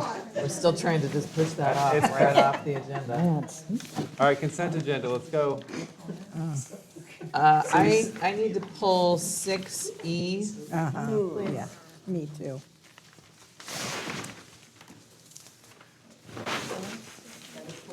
And there's a couple of typos on minutes, but I'm not gonna, I'll just give feedback about that later, but I do have a question about 6E. Okay, Yeah. 6E is being pulled. Anything else? Nothing else. All right, so can we get a motion to approve all others besides 6E? So moved? Motion made by Scafani, Second. seconded by Napier. I need to, actually, I forgot to ask, is there anyone in the public who wishes to pull any consent agenda items? Julie, you have a question about consent agenda or something pulled? I wouldn't really wish to pull any item except for the comments that when we're looking at the fee schedule, I think even though we have summer rental, winter rentals, I think it's important to have like equilateral like justification for that because like the skating rink and the arena, like nobody else gets a sliding scale there. So yeah, that's kind of interesting. So I'm just throwing that out there. I won't pull it, but just commenting. Thank you. Thank you. All right, so we have a motion made by Scafani, seconded by Napier. All those in favor say aye.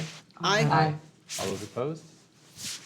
We've passed those consent agenda items. Moving on to consent agenda item 6E.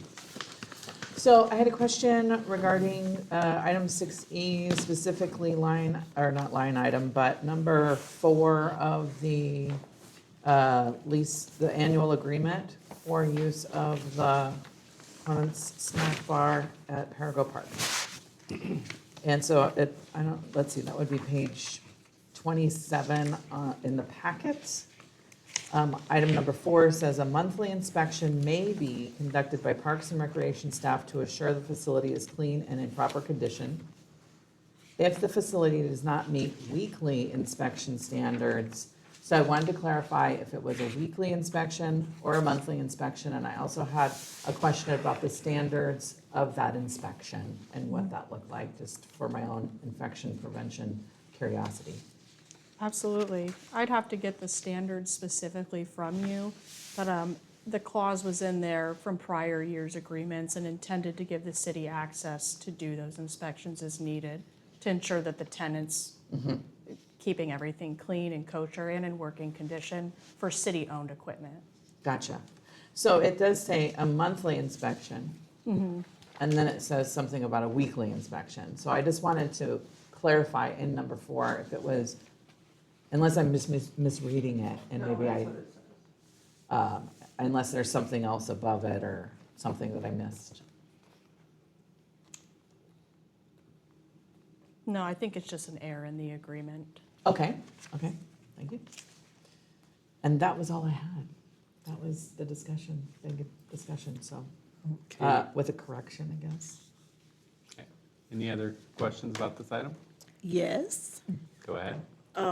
So I had a conversation with Jenny about a few details this afternoon, and the question I came away with was, based on this where it says up to 6 days a week, and the doghouse is open Tuesday through Friday, I'm wondering if we might amend this to be Monday through Friday, and leave the weekends open so that the building can be leased or rented out for Little League or Fast Pitch or whatever, and create a day rate, come up with a day rate and make whatever adjustments might be necessary so that it works for everybody, so that we have an additional potential for income on that building.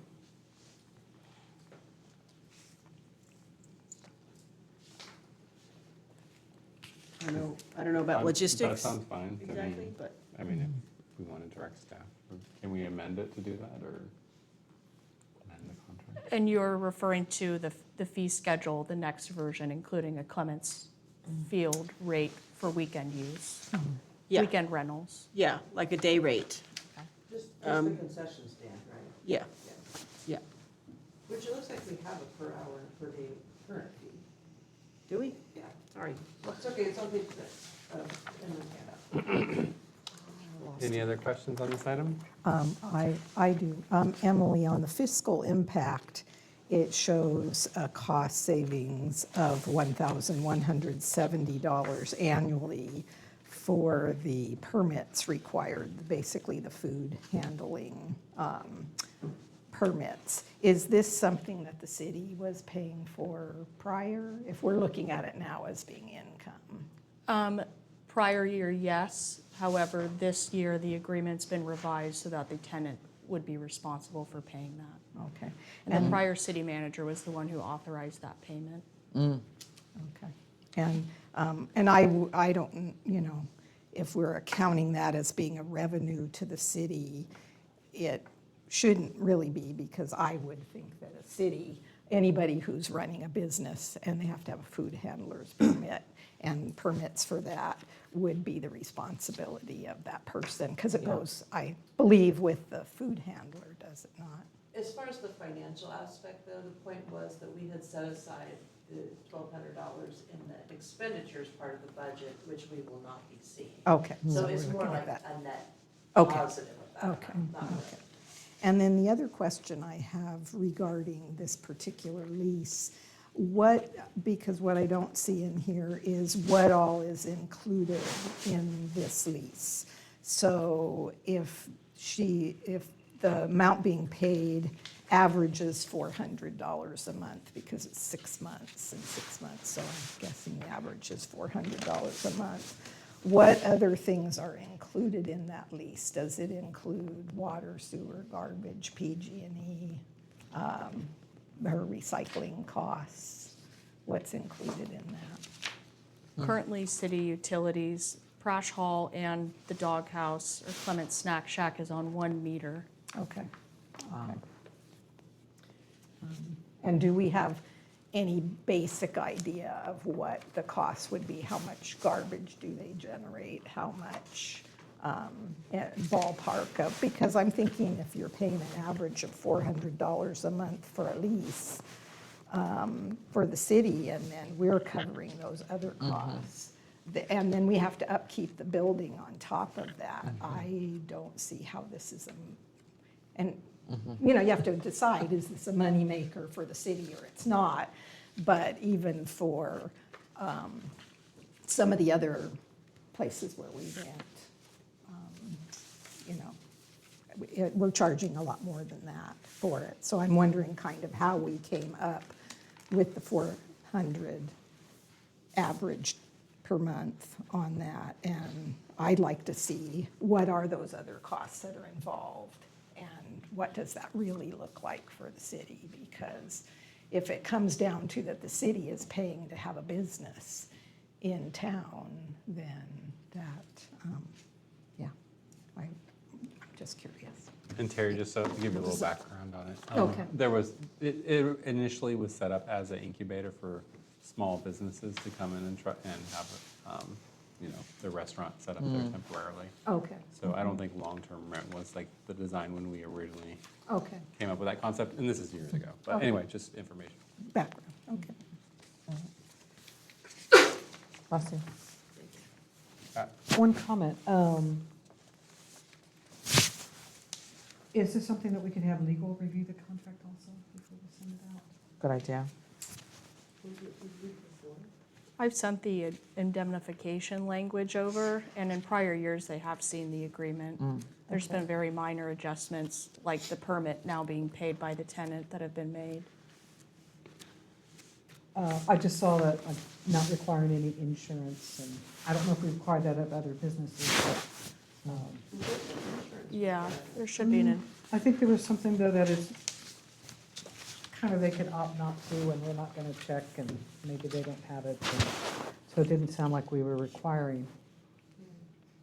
I don't know, 8 seems pretty detailed on what they're expected to cover. Carrie, and you were coordinating with Sarah on making sure. yeah.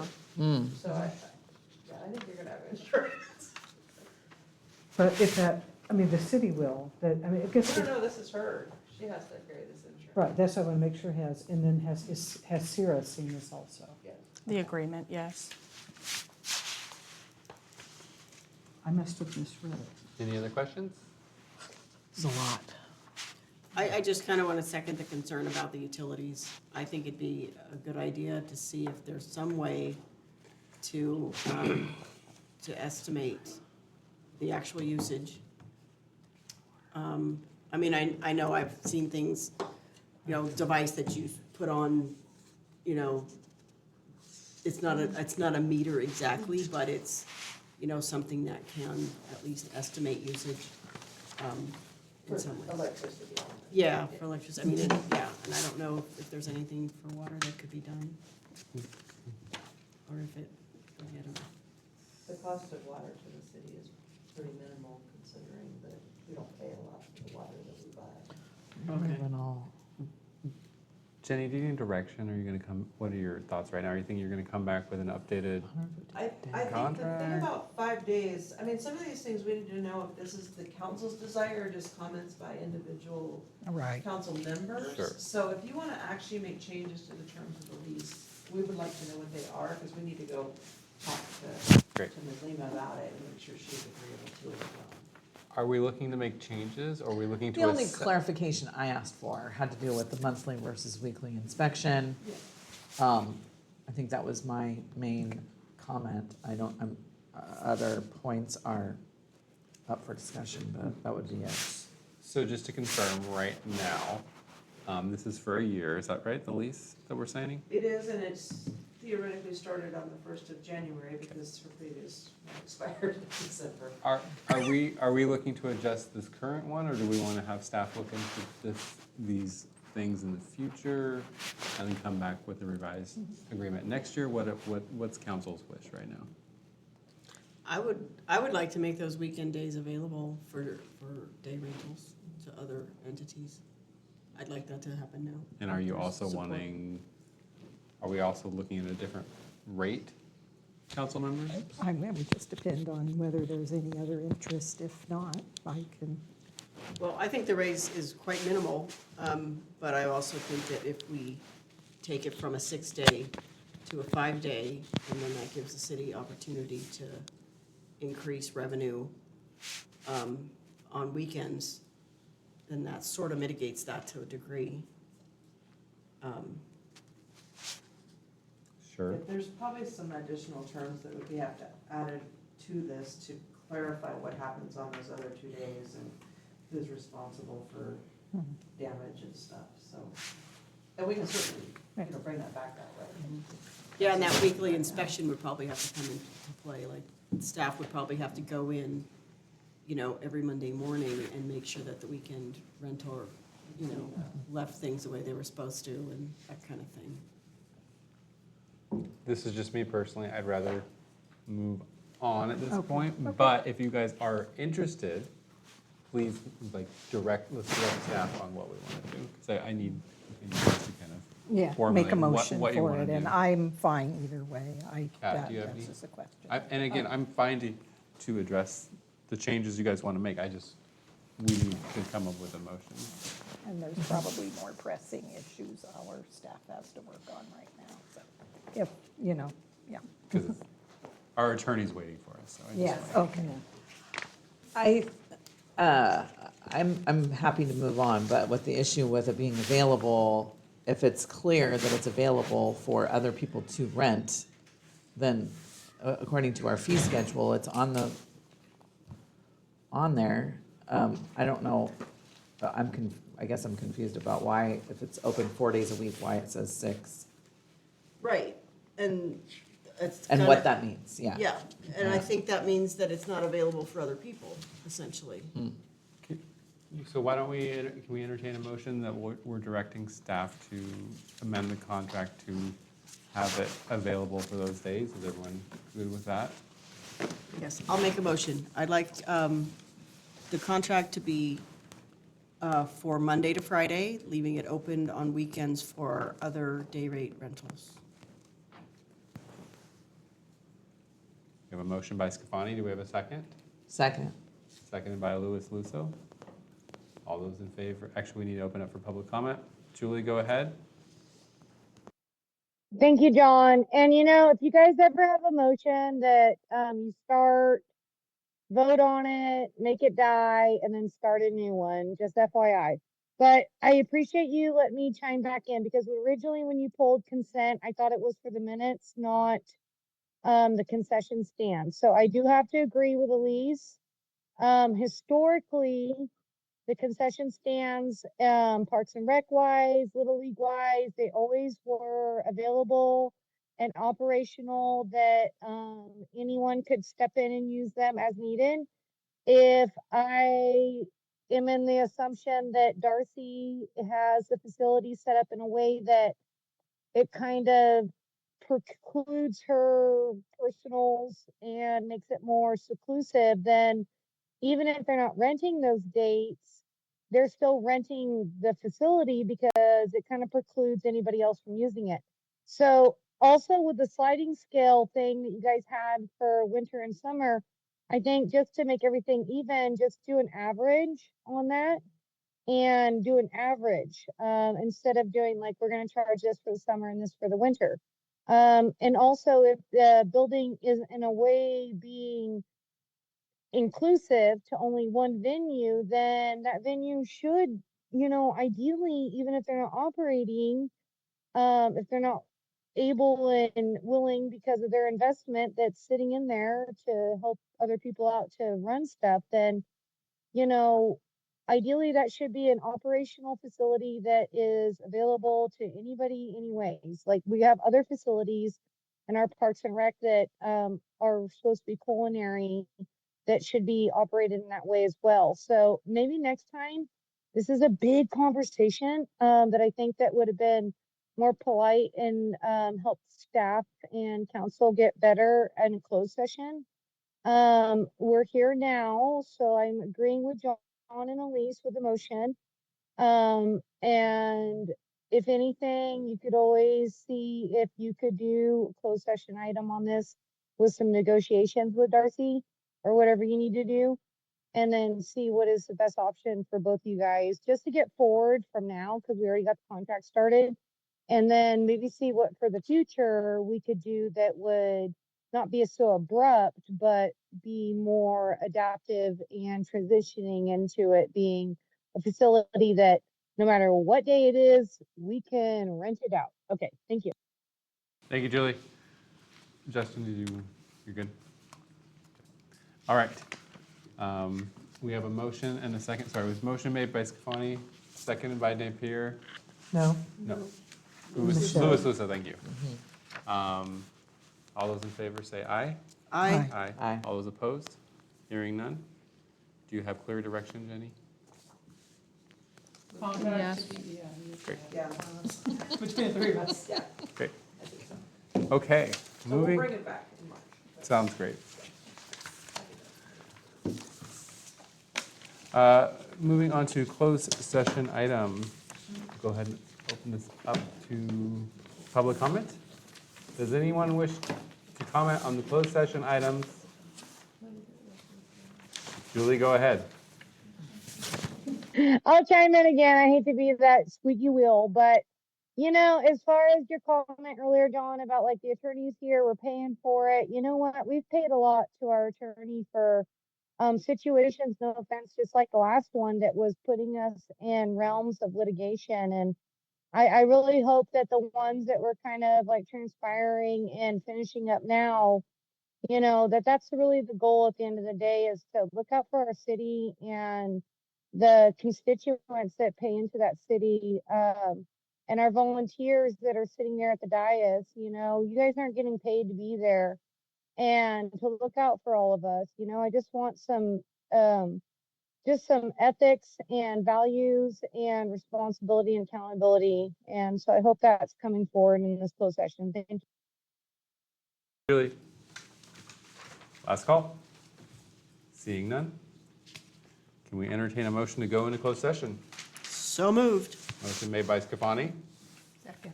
seconded by Bayless. All those in favor of going into closed session, say aye. Aye. Aye. All those opposed? Hearing none, we're going into closed session.